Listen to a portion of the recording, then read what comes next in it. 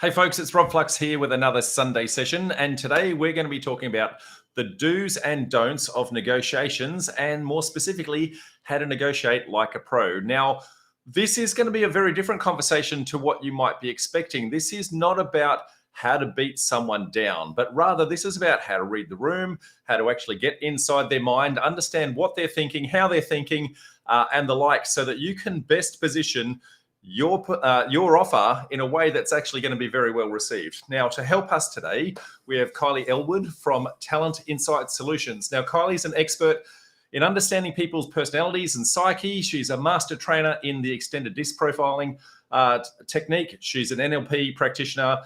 She's qualified in emotional intelligence and a bucket load more. So Kylie's going to help us to understand how we're actually going to read the room. And by reading the room, that's going to help us to allow us to emotionally or physically connect with someone in such a way that we can actually pull out their needs and then replay that back in a way that hopefully will get us the outcome that we're looking for. So everybody, welcome Kylie. Hey Kylie, how are you? Hi Rob, how are you? I'm great.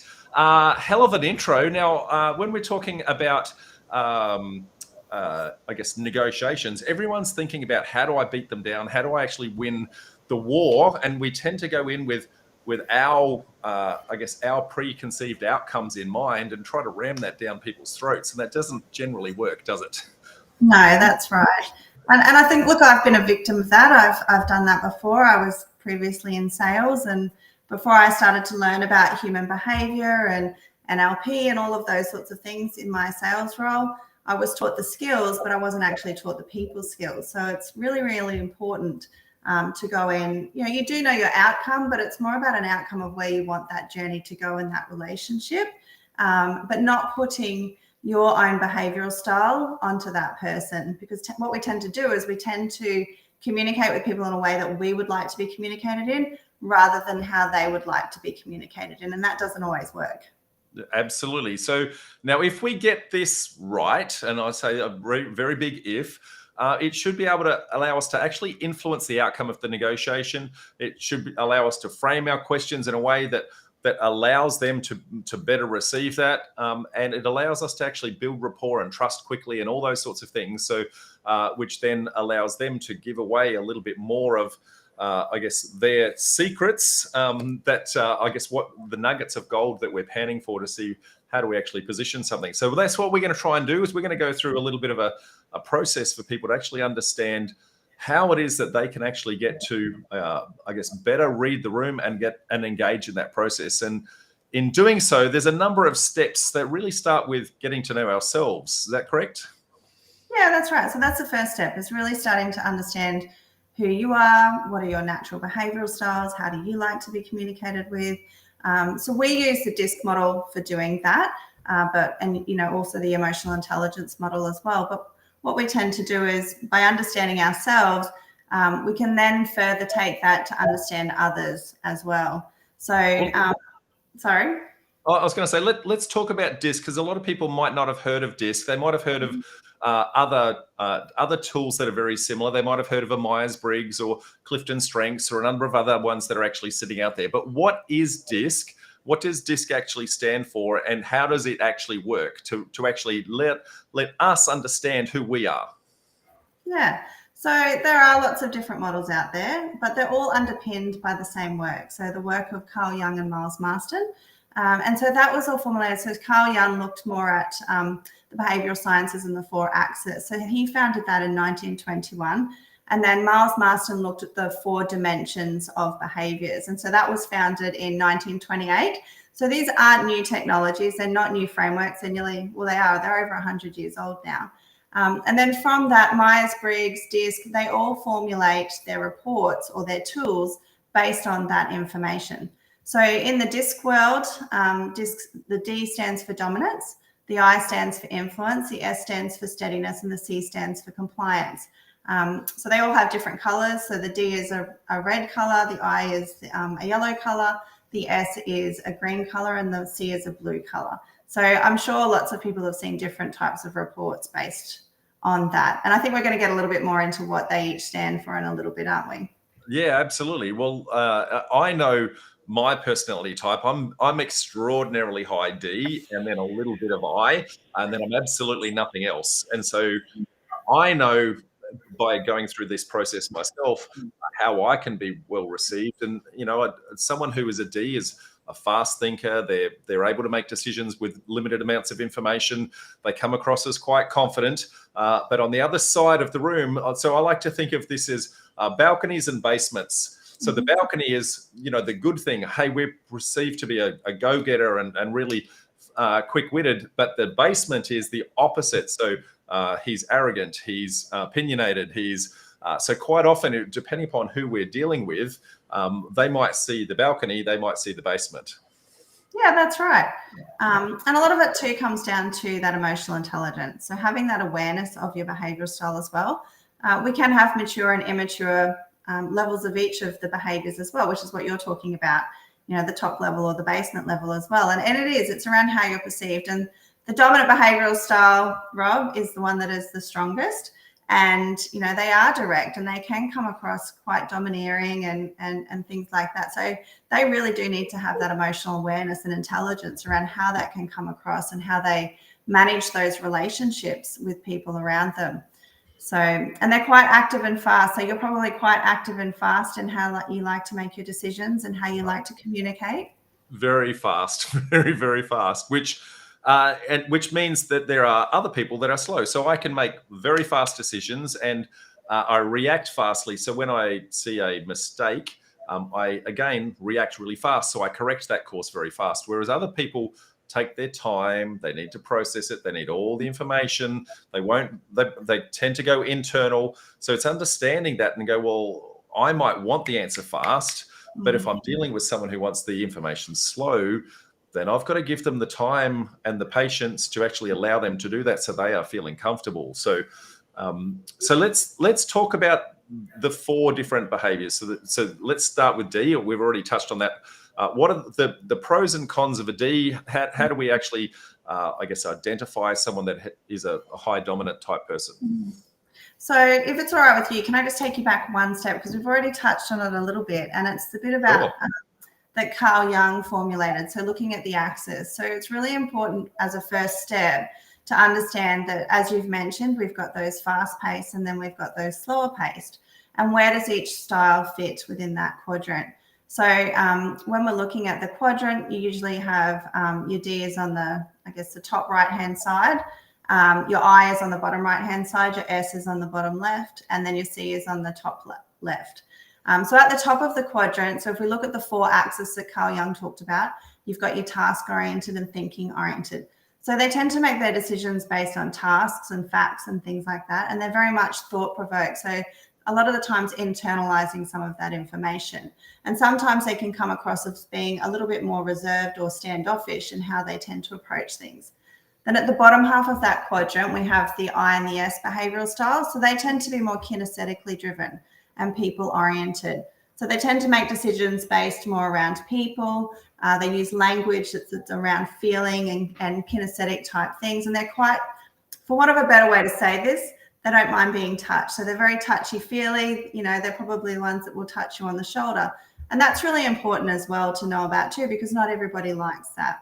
So that's the top 2 quadrants when we're looking at that. Now, when we look at the horizontal axis, you've got, as you mentioned, the I and D on the right-hand side. They're quite active, very fast-paced. They make their decisions really quickly. And then on the left-hand side, we've got the S and C behavioral style that tend to be more reserved. So they need that time to make decisions, but they make their decisions based on past experiences. So they need to know how things have happened in the past before they move forward to make a decision. So if we take that back to a negotiation setting, that's really important because you want to know how you've proven yourself or what that proven model is before or how it's worked in that certain scenario for this, whoever it is that you're communicating with, so that you can use that language and use that communication to further that connection and build that rapport with them. So that's the 4 quadrant model when we're looking at the axis. So keeping in mind, what is the language that they're using, what's the pace in which they're talking is really important to start to identify where that D, I, S, and C might sit on that behavioral profile. So if we have a look at the dominant behavioral style, we have touched on that a little bit, but the dominant behavioral style tends to come across, quite blunt, for want of a better word. They're very decisive. They're very results driven. They're very forward focused. So they love those goals and actions. And if they're in a sales role, they're very KPI driven. So they love risk. For them, it's, really important to get things done really quickly, to get them done now. They're not someone that likes to be micromanaged. They like to be able to, get out and about. Rules don't tend to apply to a highly dominant person. They're the ones that are going to take the quick route. I can see you laughing there, Rod. It's all resonating with you. So, and they really do like to be in control. Their biggest fear is loss of control. So for them, that's really important. An interesting fact, actually, and with DISC and a lot of other models, they do validation studies, and only 9% of the global population are actually a dominant behavioral style. So when I say that, that's just fully dominant. So when there's not too many that are just one behavioral style, it's less than 1%. So whenever just one behavioral style, we're usually 2 or 3 as a combination of behavioral styles if we're looking at the DISC model. With the dominant behavioral style, the other thing that's really important to think about here is we all have our core needs, and I know we're going to get into that a little bit later. But in the dominant behavioral style, their top 2 core needs is actually certainty and significance. So they like to know how things are happening. They like that control, and they love those accolades. I always say for the I and the D behavioral style, that's why we have our sales conferences, so that we can all get up and fluff our feathers and be told how wonderful we are. I'm sure you've been there before. I don't know what you're talking about. Doesn't sound like me at all. So, yes, I am very familiar with that. Reluctantly, Kylie, I'm very familiar. Yes. Okay, so that's the D. What about the I? So influence. Yeah, so the I behavioral style. I'm very similar to you, Rob, actually, but I'm a high ID. So did you say you're an ID or a DI? I'm a DI. Yeah. So I'm the high I. So I's, and the other thing too is the behavioral styles have animals. So the D style is actually an eagle. The I style is a bit of a peacock. So if you think about the peacock, they're very colorful, they're very excitable. They love to be out and amongst it. They're very sociable. The I style is very optimistic. They love to bring ideas to the table. They love to connect with people, and they're usually someone who is part of a team and loves to connect with lots of different people. So the ones that love to say, let's go and get a coffee or let's go out for dinner. So they always want to have a chat to you. Some of the times though with the I styles, I call it organized chaos. So they're the ones that they know where everything is on the desk, but it may not necessarily always be organized. They have a great way of influencing others. They're really great in sales or account management roles where it's about managing that relationship and connecting with people. They tend to be quite talkative, very big picture focused. So they do tend to lack that attention to detail sometimes. That detailed side of things for the I's. And I always say too, with a salesperson, they've usually got an administration person to work with them because they do love to just be constantly on the go. And we do need those people to help us to check in that detail. So the other fact, so in talking percentages, there's only 28% of the population, the global population, that are actually I styles as well. So visually, to recognize an I style, they tend to be quite colorful in what they're wearing, quite flamboyant as well. Very good. So then there's steady. Mm-hmm. Yep. So our S, our steadiness, our S behavioral style. So these ones, they're the calmest of the styles, and they tend to, I like to call them our mother archetype. They tend to be the ones that look after everybody else. They remember people's birthdays. The way that they approach things is very calm and modest. Trust is really important to the S behavioral style. Once that trust is broken, it's quite difficult to get back as well. They do sit on the left-hand side, so in that bottom left of the quadrant. So they're very much someone who is more reserved in their mannerisms. And they tend to always be around people or always supporting people. Family is really important to an S behavioral style. So if you go into someone's home that is an S behavioral style, you'll probably notice that there's lots of pictures around. They will talk about lots of families or experiences and things like that they do. They do like to know that past experience, as I mentioned before, so how it's happened before, and looking at then making those decisions. They prefer information in writing as well. So having that time, there wouldn't be somebody that you would put pressure on to give you a decision on the spot. You'd be wanting them to allow them that time to process that information and come back and connect with them at a later stage. So in terms of percentages, only 32% of the population is an S behavioral style. So as you can see, there are more S styles than there are in the D and I behavioral style. They tend to dress more for comfort. So they're all about being comfortable. And they tend to be in roles that are more back of house type roles. So things where and caring about other people. So teachers, nurses, administration roles. They don't tend to like to be given any accolades in public because they are more reserved in their behaviors and things like that. And their animal is actually the dove. Did not know that. There you go. And lastly, our Cs. So how do we identify our Cs? Yeah, so the C style is the more reserved one. So they're highly analytical. They tend to use language that's more factual based and percentages. They'll want to know the detail about everything. They're the ones that you turn up to and you make sure you're 5 minutes early to that meeting. I mean, ideally you should be 5 minutes early to every meeting. But with the S and C behavioral styles, if you are on time or late, that is a deal breaker and can decrease in that trust. The C style is actually a 3 times convincer. So you'll want to be convincing them three times over.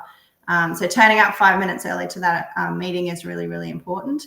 They tend to be people who have been in roles for a long period of time. So they're usually an expert in that industry. So things like data analysts, engineers, doctors that, can sit in that detailed space for long periods of time.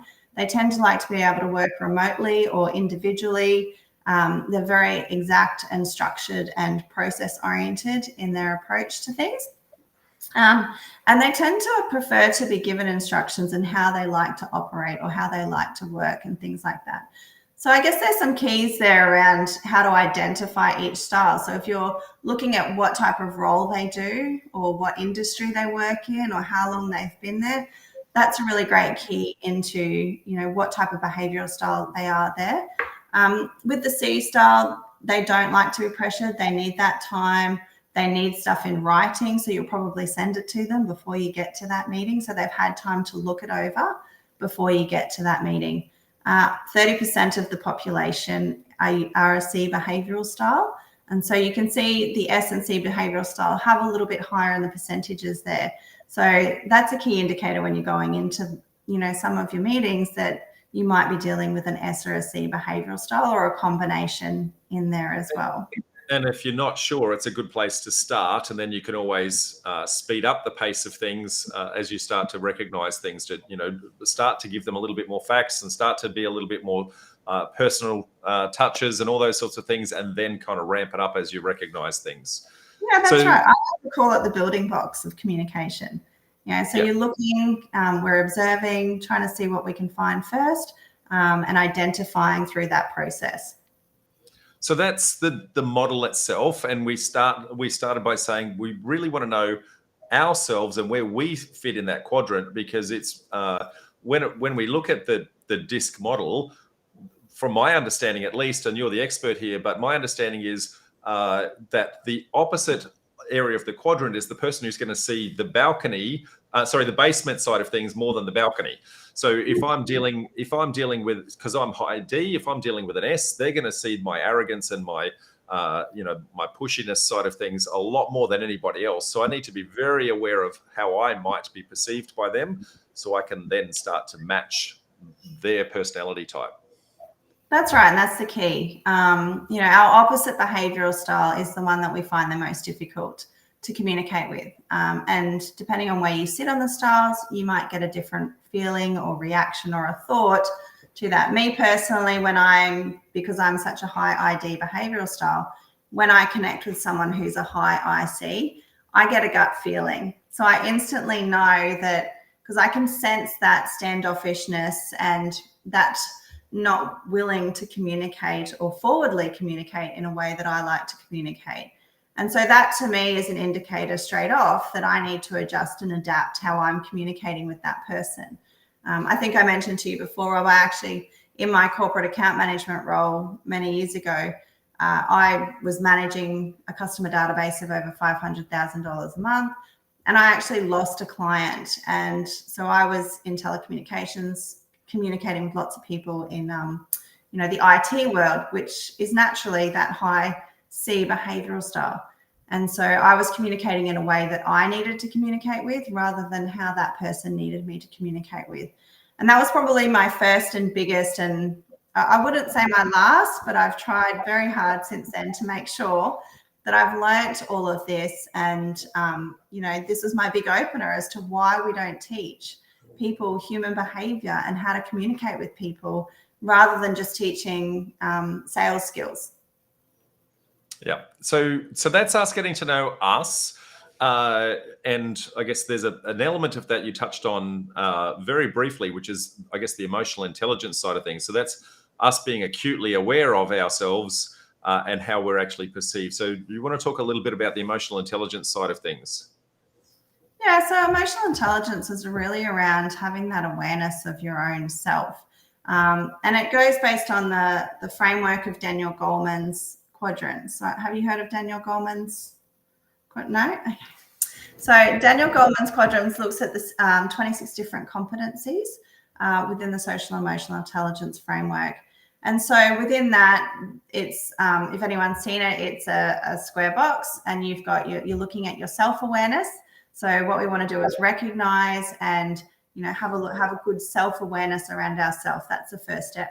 And then we're looking at our awareness of others. And that might be things around empathy, service orientation, and organizational awareness. And then we've got our self-regulation. So what we're looking at there is our emotional self-control, our trustworthiness, our concentration, our adaptability, our achievement drive, and our initiative. And then from there, what we're looking at is the regulation of others. So how do we help to regulate others by having our own awareness of our own emotional intelligence? And some of that is more around that relationship management. So we've got our self-awareness, our social awareness of others. We've now looked at social self-management and then looking at that relationship management of others.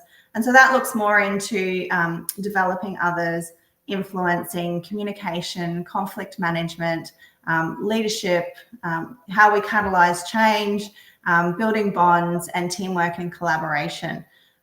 So that's looking at all the individual competencies within emotional intelligence. So we actually have a reporting tool based on the work of Dr. Laura Belstein. And so we can actually use that reporting tool for a coaching framework to look at the areas of development. And in all of these, whether it's DISC, Myers-Briggs, a social emotional intelligence tool, they really are just tools. It's the information that you get out of that that's really important, and looking at it more from a how is it for me to self-develop or improve upon those skills where I need to.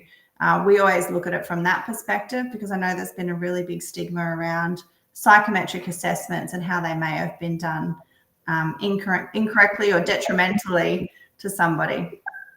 Yeah, well, and that's probably a good segue. So you've graciously offered, I guess, everyone who's listening here, I guess, a free self-assessment test that they can actually perform themselves, and a little bit of an ebook. So I'm just going to stick the URL for that up right now. Tell us a little bit about that self-assessment and what the ebook is, so they can actually go and do a little bit of homework about themselves and help, I guess, pass test one or step one of this process. Yeah. So it's just a free tick and flick self-assessment. So it won't give you the full detailed report if you were to do an online assessment, but it's a great way just to identify, what behavioral style you might be. There's a little bit of an instruction on how to interpret that. But is it okay if I just give a little bit of an overview for those that are listening? Go for it. Okay. So what extended DISC does, and the difference between extended DISC and other models is that extended DISC can look at the emotions of what's happening with somebody as well, not just at the behaviors. And I know you asked before around the comparison between Myers-Briggs and other models. And this is part of the difference, is that we can look at the emotions And we can provide a lot of different reportings from our platform, which is Sphinx. So when you do the self-assessment, there will be 2 graphs, and you'll notice that the right-hand side is your natural behavioral style, and on the left-hand side is your perceived behavioral style. And so what this means is your natural behavioral style is your more dominant behavioral style. It's what we tend to do when we're least under pressure. And it never tends to change unless there's some kind of social or emotional event, or significant emotional event, that's happened in your life that can change that. So me being a high ID, unless something drastic changes, that's what I am. I did find, however, though, when I had my daughter, my S actually increased. So that mother archetype of mine increased. And the graph 2, which is your perceived need to adjust, I like to call this your at-work behavioral style. So we can adapt and change this depending on the environment that we're in. And I think we're going to cover a little bit about the human behavior and things like that. Yeah, absolutely. Yeah. So just when you're doing the graph, so just so you know, there are 2 graphs. What you want to be looking at is the one on the right-hand side, your natural behavioral style, and anything above the line is your more dominant behavioral preference. And if there is a change between the one on the right and the left, that's just looking at what's happening or the external factors that might be happening for you in your work environment at that time. Very good. And the ebook, I've actually got a printout. So it just goes into a little bit of detail around how to identify and utilize DISC more every day. So it goes into the 4 behavioral styles and some tips and tricks and how to spot them. So you can keep that as your toolkit. And even when you're calling people on the phone, it's a great way to recognize, are they talking fast? Are they being really direct? Are they a little bit slower in their speech? So you can adapt to that and have a little bit of an insight before you get to that meeting. Absolutely, which is a really good segue. So that's us getting to know us before we actually walk in, which is really good, and us being able to identify the kind of behaviors on the other side. I guess the next thing, kind of falls more into my framework, which is actually preparing for the meeting, which is you need to actually do all the research on the deal itself, understand the deal parameters, what is possible, what's not possible, what the yield is, what the feasibility is going to be, or at least a very high level feasibility, comparative sales. You want to do all of your homework and prepare for absolutely every single permutation of which way a conversation can go, because you don't know when you walk into the room, are you going to be dealing with that person who wants all that detail, or are you going to be dealing with the person who just wants the high overview? So be prepared, do those deal parameters, understand what is the breaking point of the deal, understand this is the exact dollar where I don't want to do the deal anymore. Understand what sacrificial elements you might be prepared to give away in the deal in order to get the outcome that you're looking for. And then actually do some homework and Google, the people that you're intending to go meet. So it's amazing what you're going to find on Google, on Facebook, on LinkedIn, and a whole bunch of other resources that are going to give you some insights and some preconceived ideas in how well to actually prepare for the meeting in order to know how to dress. Are you going to turn up in your fancy car? Or are you going to turn up in your jalopy? Are you going to be wearing a suit? Are you going to be wearing more casual clothes, as you touched on? There's a number of things like that. So if we can understand the person that we're actually going to be walking into, it allows us to instantly build rapport as soon as we walk in. So all of that preparation, is very deal specific. But then once we've actually got the meeting, important that we do all of this in person, folks. We don't do this via text. We don't do it via email. You'd never negotiate via text because you can't do any body language or anything like that. But assuming we can get that face-to-face meeting, then it's all about observing the behavior of people on the other side of the table, isn't it, Kylie? Yeah, that's right. So going through those layers of seeing, what are they wearing? How are they speaking? Are they fast? Are they slow? What type of language are they using? Is it kinesthetic or is it factual? And then starting to work through that process of, well, where might they sit on that diamond? And then adapting how you are. But first, it is really, I really encourage people to do the self-assessment, because without doing that, you can't really understand how to adapt your behavioral style to meet somebody else's. Yeah. Well, there's and I also come from a sales background, from technical sales in the IT world. And we were always taught to try and do a thing called match and mirror. And that is try to observe the person on the other side of the table. And if you can have a similar speed of conversation, if you can have a similar set of words that you're actually using, similar tonality, all those sorts of things, even match are they doing hand gestures? Are they not doing hand gestures? If you can do all that, you'll start to build a rapport very, very fast. And so you want to listen out for, are they talking really slow? Are they leaning back in their chair? Are they using, I guess, keywords that are, unique or jargon or whatever like that? So if you can use the same kind of language as them, that's always going to help. So the visual appearance, all those sorts of things are really super important. So what are some keys that we can look for in how we can actually spot that straight away? In terms of their behavioral style, or how to do matching or mirroring with them? Well, how do we start to observe? How do we practice observing someone's behavior? We don't want to walk into our very first meeting and just stare at the person on the other side of the table and going, oh, I wonder what they're doing. How do we prepare and practice and build our skills in this department? Yeah, I think the first thing is being curious. So, being really curious when you go into a meeting, turning up on time, making sure you're prepared, knowing your outcomes as well. So when you get in there, you can drive that conversation. But in terms of building that rapport, it really is, once you're in that room, as you said, listen to the language that they're using. So are they speaking slower? Are they speaking faster? And match that tonality. So tonality is actually a really important one to do. And then looking at, as you said, how are they sitting? If they're sitting cross-legged, cross your legs as well. So there's all these unconscious behaviors that we can actually do to enhance that rapport unconsciously. So that forms part of your physiology. So physiology, there's actually percentages around this. I'm sure you're aware of this, Rob, but for those on the call, so building rapport, only 7% of it is your words in what you say. So when you're in front of that person, only 7% is the language.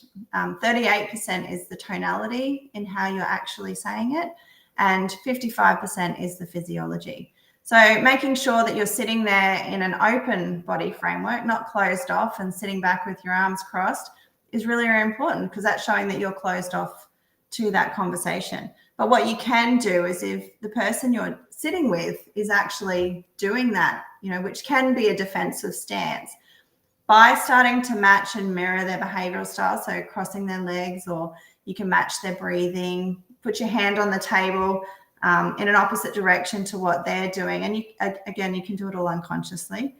Even tapping your finger to the sound of, their breath, you can do it, or the pace of their breath. So what that tends to do is you're building that unconscious rapport that enables you to then start to lead that conversation. So you can start to lead them in a way, and you can cross your legs or cross your arms and uncross them. And if they do that and they've uncrossed their arms, that shows you instantly that you're starting to build that rapport and that connection with you. They're starting to trust you. There's 3 things: they want to know you, like you, and trust you. And that's the key as a salesperson. That's what you're trying to do, is build that conscious awareness so that they know, like, and trust you, and that you can get them to the outcome where you're trying to go. And in this case, it's building that relationship through that property development, whether it's a real estate agent or someone you're trying to buy a property from. Yeah. And when I was going through, my sales side of things, my boss would actually make me go to a coffee shop and try to match and mirror someone on a table opposite me that was within my eyesight, and see if I could get them to mirror myself. And, that's kind of daunting when they're not even having a conversation with you, but it's amazing that it actually does work. That they're not even necessarily paying attention to you, but they just subconsciously just start to come into alignment. And if we can build that, then all of a sudden the information they start to give away is a lot more relaxed, and they give away a lot more of the keys to the kingdom, which is really the nuggets of gold that we're panning for, to go, well, what we're seeking are not their wants. Their wants is what they're asking for. What we're seeking is their needs. If I get my need, then the want sometimes just disappears, because, real estate agent, their need, they want commission today, right? They want a certain sale straight away. But some vendors, they don't necessarily want the sale straight away. Sometimes they haven't decided where they're going to go next. Sometimes they need time. Sometimes what they need is certainty. Sometimes what they need is, I guess, flexibility on settlement timelines. So our job is actually to pull that out of them. Now, you touched on before, Kylie, that there are, I guess, I think there's 6 human needs that we need, that all of us have inherently in us. But each of our behavioral styles tend to lean towards 2 of those. So what are those 6 needs? Yeah, okay. So the 6 core needs, so these are needs of the human. So ideally what we're searching for is when we get 4 needs met. So I guess if you think of it in a relationship, which it is, but even in your marriage, we're always seeking to get our needs met. Everyone is.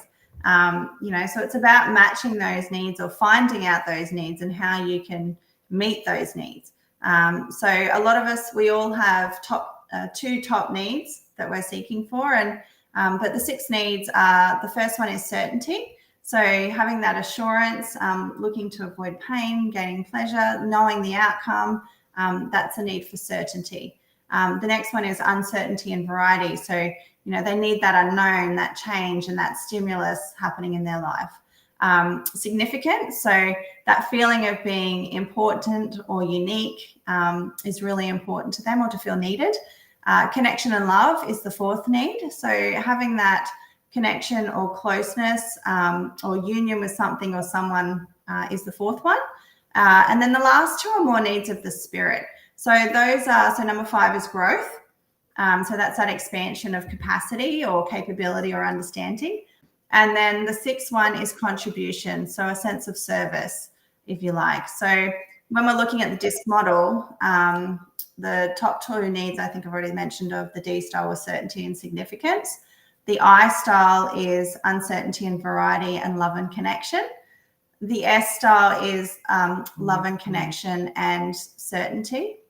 And the C style is the same as the D, but just a little bit different. So there's a significance and certainty, but that's more around certainty that they like to be right, because they are that perfectionist in how they do things. And significance isn't an external significance. It's, for them, it's internal. It's that pride of their work and their achievement. So by understanding those core needs of the different behavioral styles, you can then also start to formulate, well, what is it that they need from you? How can you meet those needs? And you can base your questions in that relationship and building a rapport around that as well. Another good way when you're going into a meeting to build that rapport is, notice something in their house, or if they've got a new car or there's something in there, start talking about that. That builds that instant rapport. Or ask them, how did you buy that? Because we all have different ways that we make decisions. We've got different filters in how we process that information. And so what you're actually doing by asking different questions about things is you're trying to identify their strategy. And by doing that, you can then understand how it is you need to present information to them to meet their needs and to meet their strategy, which again builds that greater rapport and builds them towards that know, like, and trust. Yeah, you touched on a really good thing there, and that is actually observing the surroundings as soon as you get there. So have a look. Is there a boat parked in the driveway? Is there a picture of them holding up their, a giant fish? Is there sporting trophies? Are there a picture of the kids? All of those sorts of things. Firstly, they're conversation starters. But secondly, it gives you insights into their personality types as well. And if we can start talking about something that you can find a connection with. So I don't do fishing, but if I did, I would talk about the boat, right? But I do sport, so I would talk about the trophies. So what we want to find is a commonality with us straight away from the surroundings that make it really easy to actually talk about. So maybe they love a particular rugby team and you like a different rugby team. So you could actually start to bond about, hey, how did the game go on the weekend? Whatever that is, but you need to find a way to start the conversation up front. And what I like to think of is baselining. What we're trying to do is we're just trying to observe them in their natural habitat to go, well, how are they behaving when I'm not trying to negotiate and when I'm not trying to push for an outcome? And when because if I can observe that, then I can then see the differences when I do try to negotiate, and I can watch them squirm or worm or lean into the conversation or lean away or whatever that is. Yeah, and I think you touched on a really good point there. And something I probably haven't mentioned yet is what we tend to do is we all have our own map of the world, right? So, you know, we communicate the way we want to communicate, but we've formulated our own perception of the world, and everyone has their own different one. But what we tend to do as human beings is we act in a way that we know to be true. We predict a situation unconsciously, and we form an opinion. And so the key when you're going into these meetings is, you know, leave your opinions at the door. You know, don't walk in there and predict that this person, based on how their house looks or what they wear, is going to turn out to be the way you think they are, because that's not always necessarily going to be true. You know, just like you don't always know who the decision maker is or who's researched the information in that relationship. And as I mentioned, just be curious, you know, ask the questions, try to build the rapport and things like that, you know, and even the matching and mirroring, if you've got two people in a room, ask questions of both, you know, try to match and mirror independently so you can build a connection with both of them. You know. You picked up a key one there, which is who is the decision maker? Quite often in a couple, one person has the position of power, and they are not necessarily the person that you're engaging with. One person might feel a little bit more comfortable in talking, but the other person has the actual position of power. So you want to look for little subtleties where they're checking in to go, hey, is that okay that I said that? Little things like that, or little taps under the table, or, you know, if you feel the table suddenly shake, it's probably somebody got kicked under the table. We're looking for little things like that. And probably if you, I would do. sorry, that's probably something I would do. But if we can see who the decision maker is, we want to start to build rapport with that person, and we don't want to leave the other person behind. It's really important that they still feel included in the process, but we want to try and actually build that rapport with that decision maker. Now, sometimes the tricky part is the decision maker doesn't necessarily come to the negotiation table up front. So we need to try and work out, is that person that we're dealing with, are they the decision maker, or what I like to call as the scout? We're actually going out and feeling around to say, what is actually part of this negotiation? They'll take it back and report in and come back. Now that's a little bit tricky, but generally they'll give you know, a good cop, bad cop type routine where they'll be really friendly and they'll go, well, I can't make that decision. I need to check in. Well, clearly then you're not the decision maker. Yes. I mean, my husband and I have an agreement though in saying that we both check in. So one of us, and we're both, I think he's a DC combination, to be really honest. He's very detail oriented, very process oriented, but I'm more of the driver. So if you come to deal with us, it's me that's done the research. It's me that's making the decisions, and I'm sharing the information back to him for us to communicate that decision and make that together. I actually had an incident where I was working with a broker at the start of this year, and because we were looking to buy another property, and for me, they didn't meet my needs by not answering my questions. Like I was telling them exactly and specifically what I was looking for, and they weren't providing me any of that information. They just gave me what their sales pitch was. That's a deal breaker for me, you know? Absolutely. And it's a super key point to say, we want to be starting to listen for the objections or the issues or challenges or needs that they've got on the other side. And it's super important that we recognize that we heard them, and where possible, repeat them back to the person on the other side so they can see or hear that you are actually listening and paying attention.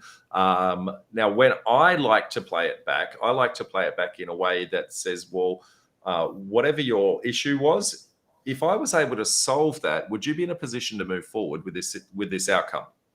And so the only way that they can actually answer that is with a yes. So if you can frame your questions like that, if they keep saying yes, then pretty soon it's pretty hard to say no. Yeah, that's right. You want to get them into a yes mindset. You know, even if it's asking little questions that might not be even related to your property development sale, you might be asking them about something else. You're just getting those yes answers to get them in that yes mindset. And, you know, that forms part of your successful negotiation process. You know, seeking first to understand and then be understood is a really key statement to really understand. And that's a big one that I learned in sales is you don't go in there and push upon them what you want. You want to understand what they want, what their needs are, ask the questions, be really curious. That's the first stage of a negotiation, is build that rapport. Look at what are the outcomes, what are the desired outcomes that you're trying to achieve together. And then, ask that conditional close, as you said. Absolutely. So now, in positioning some of that, you're an NLP practitioner. So that is neural linguistics programming. So that is using, I guess, language to influence how the brain receives, or I'm probably not articulating as well as you, but to influence the thinking of the person on the other side. So give us some insights into NLP and how that might be used as a force for good, not evil. Yeah, so NLP is really looking, as you said, about the language, so neuro-linguistic programming. So understanding how our brain works is the neuro side of it, and looking at the words that we use is the linguistic side of it. So you can actually use different types of words, and even your conditional close had some words in there that were part of NLP frames. And so we can actually move people to a desired outcome, or we can change states, and we can change past patterns and things like that by just adapting our language. So it's really important, if something's not working for you, think about the language that you're using and how you're presenting it, and how you could adapt that to change that language. Some of the different NLP models that you can use, which was, you use the conditional close one. There's hypnotic language. That's a great one to use as well, where you can take people on a journey, use metaphors, talk about different types of stories and how that relates. Because again, you're creating that unconscious rapport, but you're actually putting someone in a state of mind that's a positive mindset and getting them further along to that yes answer that you're looking for. Some of the language in terms of sales negotiation and frames, there's different ones like the agreement frame, a purpose frame. And so what you might do is say, I appreciate that this, and this, or what's a good example for you? So if you were dealing with a real estate agent and you were trying to get the negotiation process to happen, reframe what they've said, as you said, use your language, your effective listening skills, and look at, I appreciate that your client's in the position that they need to stay an extra 2 weeks. And you might also need this, and this. And I can offer you this by giving this, and this. So you've actually then moved them through a process. You've listened to what they've said. You've provided a solution that's aligned with, their desires as well. So that's a good one to use. Different questioning skills as well is really key. So we like to call it chunking up and chunking down. So if you've got someone who's a really detailed person, what you want to do is chunk them up. You want to get them out of the detail. You want to get them into the bigger picture to see where it is that you're going, or the opportunities. So whether or not that's the real estate agent, or it's someone that you're trying to convince to sell their property to you, you want to understand what their big picture is and get them out of that detail and let them see, what that looks like for them, because they're not used to living in that space. And the opposite, so chunking down is when you want to get more specific and more detailed. Especially with the I and the Ds, they're very big picture oriented. So when you want to get them into the detailed side of things, you want to ask some questions. So tell me a little bit more specific about that. What specifically could I help you in this area of this, and this? So that again is going to speak more to their unconscious mindset and help you to get them, further down that track. Yeah, so the chunking up, some examples of that might be, well, where are you going next? What are the plans? Where are you going to go? Are you going to stay in the area? Are you going to move? Are you going to use the cash to send the kids through university? Understanding what their big picture goal is on the from the outside, and then when you need to chunk down, then you can then deliver that. Say, well, if we were able to give you a higher sales price for your property, that would help you to send your kids to university. And given that you've got some time on your hands, could we use that to our advantage and get the outcome that you're after? And so it's trying to chunk them up to get them thinking strategically, and then chunk them down into the detail when it's suitable to say, well, this is the way to make that happen, and take them on that journey. Yeah, that's right. It's all about going on a journey. Yeah.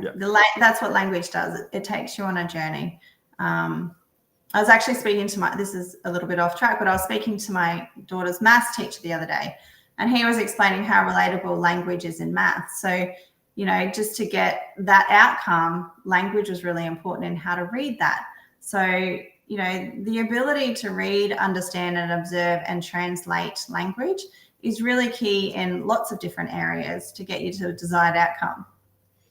Yeah. So if we start to summarize where we've brought everyone from so far, we've gotten to understand ourselves and our personality type and how we might be perceived by others. We've had a little bit of an understanding of the four elements of the DISC model and say, well, where do we fit and how might somebody on the other side of that fit? We've prepared ourselves for the negotiation itself, understand the deal, understood the people. We've gone into their environment. We've observed everything that sits in their environment. We're starting to build rapport by talking about things where we can find some commonality. We're observing their body language. We're trying to match and mirror. We're trying to do all those things. We're listening for their core needs, understanding, do they need to have certainty in their outcome? Do they need to have significance to make them feel like it's their decision and how that's such an important outcome at the end? And we're then starting to do our matching and mirroring with our body language, with our tonality, with our style, all those sorts of things. So it's all layer upon layer upon layer. And then we position it such that we've heard their need, we've presented that need back and reframed that in a way that says, hey, if I was able to give you that outcome, would that be something where you'd be able to move forward? Then you can position your really crazy idea with lowballing them or, really long extended terms or whatever that is, and it's much more likely received in a really good way.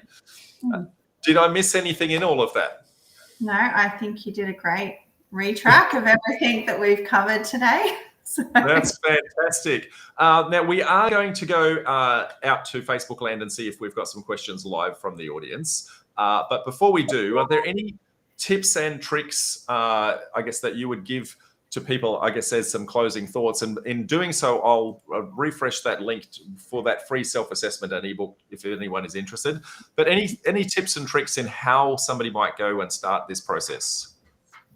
Yeah, I think, start practicing what we've talked about today. Really observe and even have a little bit of fun with it.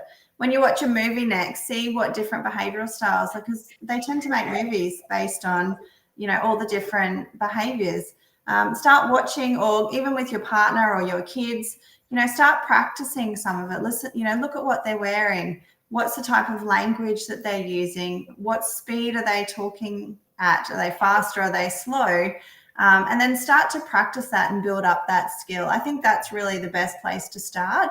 Quite often when we deliver our trainings, we have people going, oh, my husband's this or my child's this. And I've started to recognize this in other people. And even go to work tomorrow and practice it in the work environment and see where you build rapport and the different types of connections that you might make on a different level that maybe you wouldn't have made before you knew any of this information. Very good. Now, just going out to see what questions are out there. A lot of people that are just saying hi and thank you and that sort of thing, but not many questions per se. Tony's asked, did we post a link? Tony, the link is actually on the screen right now, mate. So propdev.info/people. That's the best way to get Kylie. Best way to get that free assessment and ebook test. And if we give you your website, that is talentinsightsolutions.com.au, Tony. So all of those will get to Kylie.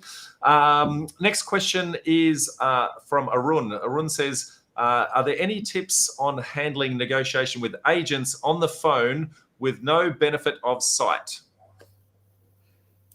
Okay, yeah. So again, you're listening for the tonality. So that's the smallest part, there is. So listen to the tone and listen to the pace and how they're communicating. So I can pick up straight away when someone's a high D on the phone by the way that the pace in which they're speaking. So usually they're quite fast, they're direct. They just want to get off the phone as fast as possible. An I person is happy to have a chat. They'll probably tell you about their day. So start communicating and asking questions from that perspective to build that rapport, and work out what the outcome is from that by having an ongoing conversation with them. With the S and the C behavioral style, they do tend to be more reserved. So in that manner, they'll probably speak a little bit more quietly. You'll probably have to ask a lot more questions on that phone call to get that information out. So tell me a little bit more about that. How can I help you in that way? So really use those open-ended questions to chunk them up on that phone call. And have your facts ready. When you're talking to that C behavioral style, and even examples for the S behavioral style. So know what's worked in the past, give them those sorts of examples to really build that trust with them in that conversation. They would probably be my real keys to doing it on the phone, is just listening to the language, how they're speaking, and try to connect with them in a way that they need you to work through that process with them. Very good.